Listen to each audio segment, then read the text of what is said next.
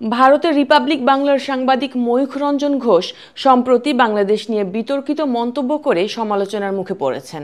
বিভ্রান্তিকর তথ্য ও গুজব ছড়িয়ে সমালোচনার পাত্র হয়েছেন তিনি।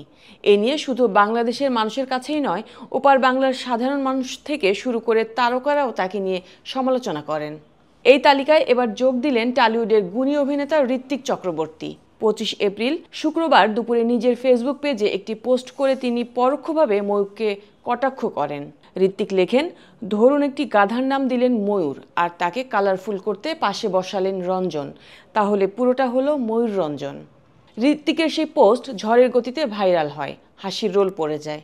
কেউ কেউ দাবি করেন বছরের সেরা স্যাটায়ার পোস্ট এটি। অর্থাৎ ময়ূরকে পরোক্ষভাবে গাধা বলে সম্বোধন করলেন কি অভিনেতা, প্রশ্ন বাঁধে অনেকের মনে। উল্লেখ্য, ময়ূখ রঞ্জন রিপাবলিক বাংলার সিনিয়র এডিটর ও ইনপুট প্রধান হিসেবে কর্মরত।